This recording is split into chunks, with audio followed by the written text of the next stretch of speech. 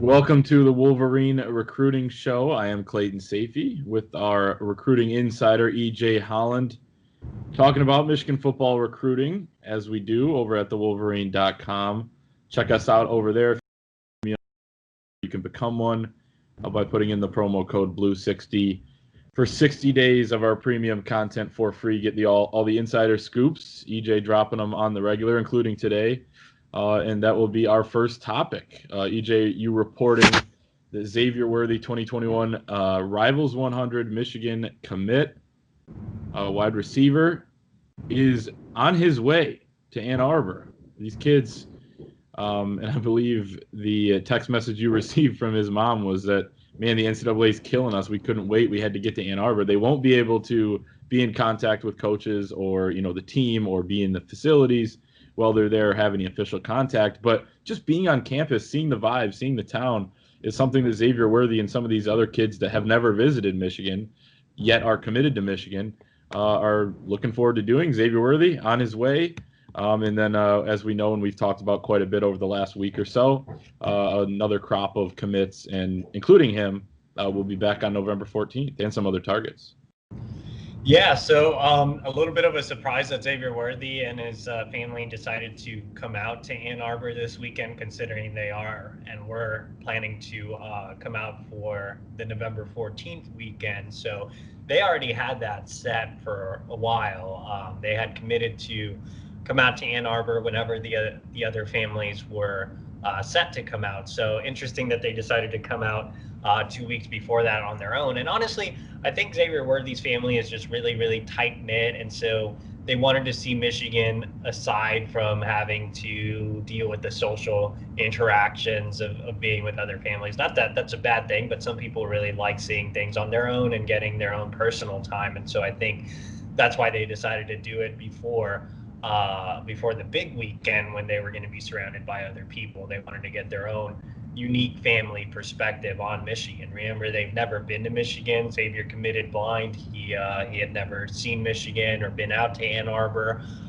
So this is big for him, just to get, and his family, just to get the feel for the campus, the environment around Ann Arbor, to see the facilities from the outside, to at least walk by the big house, to understand where you're going to spend the next 3, 4, 5 years of your life, depending on, NFL and all that stuff. But, it just sucks for these guys that are early enrollees like Xavier that aren't going to have an opportunity to officially visit before they sign. So this is the next big thing. And I think seeing Michigan twice is going to make him stay pretty strong with his commitment. And I don't think there's any reason to worry about Worthy.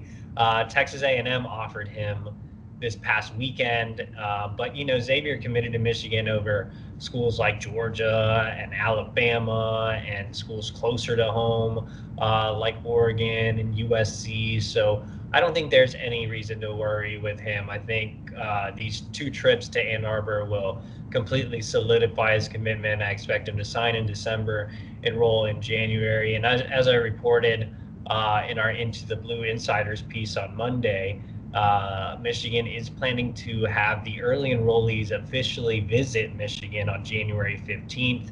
If you have been keeping track, the dead period is supposed to end on January 2nd. So they would officially visit January 15th and then enroll a few days later. So nothing to worry about with Worthy. And yeah, it'll be good for him to get on campus. I agree with you. I think it's ridiculous that they can't come because they're spending their own money now, instead of getting their 5 official visits, and they're, going on campus, and they're still out there in the world. The coronavirus is still out there, but they just can't talk to a coach, or they can't, have contact or be in the facilities. Ridiculous. But it is what it is, and it's good for them that they're willing to do that, and a good sign for Michigan fans to see that he's taken that trip 2 times here in the next few weeks. Some maybe negative buzz, but we'll get into that this week as well. One of the top headlines, Ohio State getting a little bit of buzz on the recruiting trail. You see Texas lose the commitment of one of the top quarterbacks in the country, Quinn Ewers. And then it was like, okay, a bunch of picks start coming in for some other top targets that Michigan's also in contention for. including Damani Jackson, a kid who's going to be on campus in a couple weeks. Will Johnson, a 5-star in 2022 defensive back out of Grosse Pointe, right in Michigan's backyard. His dad played at Michigan. And then maybe, they throw the Ohio State tag in their Instagram bios, and that has Twitter going crazy. EJ, give us the truth. What's going on here with all this Ohio State buzz and some guys that, we didn't think were going to be, guys Michigan's going to get on campus here in a couple weeks. We didn't think they'd be ready to make a decision to Ohio State. What are you hearing? Yeah, with Quinn Ewers decommitting from Texas, Ohio State is the likely landing spot. I actually put in a future cast for Quinn to land at Ohio State. I covered Quinn when he was just an 8th grader. I know his dad, Curtis, and during my time covering the University of Texas. And so I think Ohio State is a school they've always really liked as a family. And as of now, I expect them to end up there. And Quinn is an awesome talent. I even wrote last fall while I still lived in Dallas. Michigan was actively recruiting Quinn. Jim Harbaugh had a couple of personal conversations with Quinn. So I went out and saw him in game twice, and he is a 5-star talent. I absolutely love him as a prospect. I think he is an NFL type of guy, a Trevor Lawrence type as well. I really do think he's that good. So obviously it would be a massive land for the Buckeyes. But on top of that, he's a really personable recruit, and he would be an amazing leader for that class. And I think he would help with the recruitment of guys like Damani Jackson and Will Johnson if that comes into fruition, if he quickly makes a move to Ohio State.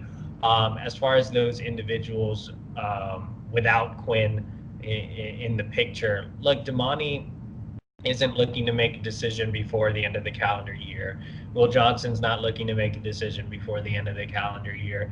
I think the picks that came elsewhere for Damani Jackson caught him off guard, and you saw him quote tweeted and LOL it, and then he had a mass amount of people in his mentions, and so he decided to do a little bit of trolling and put Ohio State in his Instagram bio, and then Will Johnson and some other recruits did the same. And so I think they're just kids having fun on social media, and I think with Damani specifically was a little irked that the Ohio State pick came in, and I think it was more premature than definite. And could he land at Ohio State? For sure. I think Ohio State's a major player in his recruitment. His whole family still lives in Ohio. His mom is an Ohio State fan. Obviously, Damani grew up rooting for Michigan. His dad's a Michigan fan, and they're going to be on campus in a couple of weeks. Will Johnson, depending on his playoff schedule, is looking to come in a couple of weeks as well. So they'll be on campus the same day. So they'll finally get to meet each other. Before this whole crazy interaction, I don't think they had ever interacted before. One's from Detroit, one's from LA. I think I'm the only person that's seen them both live or that actually knows them well. So I think that, they're obviously just playing games, and Ohio State is, as I've reported with Will too, a legit threat to land Will. I'm not saying neither will land at Ohio State. There's a very strong possibility they land one or both. But Michigan also has an advantage with landing one or both too. They're obviously getting them on campus on their own dime. They've been actively recruiting them and heavily involved. They have ties to both. Like I mentioned, Damani's dad's a Michigan fan. Will's dad played at Michigan, so nothing's over in this recruitment. There's no reason to panic. Like I said, I think some of it was premature. I think some of it was trolling. There's some truth behind it for sure. Ohio State is right up there, but there's definitely no reason to panic. Michigan is still heavily involved with both, and we'll see what happens after they make their way to Michigan for these self-guided tours. Yeah, I respect the troll game too. I mean, they gotta. I bought it, especially after Damani put LOL, these, and then he tagged Will, and then Will got involved. They're doing it on purpose. I think people got more panicked because Quinn actually decommitted from Texas. But to be honest, Quinn was already, on his way out 2 weeks ago. I had already heard that Quinn was going to decommit from Texas. Obviously, I don't cover Texas, so I wasn't reporting it. But I knew that weeks ago that he was about to decommit. Yeah, so this is going to play out as we both mentioned. Both those guys will be on campus and are nowhere near shutting down the recruitment. So we'll see where that takes them. But obviously, and you've said all along, like Ohio State's a threat, and you said it again today. Other teams are a threat for both of those guys, so it's not a done deal or anything, or even a layup that Michigan lands one or both of these kids. But at the same time, it's not that for Ohio State or any other team either. And then the last thing this week, you put in a future cast for Michigan to land 2022 defensive back out of St. Louis, number 135 player in the country in that class, Isaac Thompson. Tell us a little bit about him, and is he nearing a commitment here soon? Yeah, so Isaac Thompson is a Rivals 250 prospect out of St. Louis. He's a guy that hasn't been talked a lot about. I have written a couple of stories about him in the past. People just haven't seemed to really care until now with Michigan getting a future cast pick. But he is a guy that's around the top of the board for Michigan.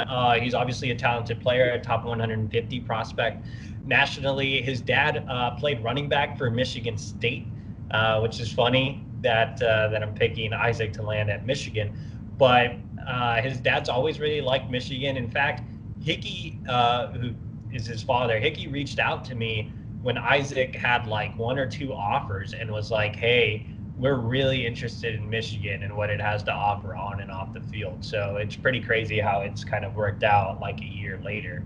But yeah, they've always liked Michigan. Hickey's always respected Michigan. Michigan State's not really involved.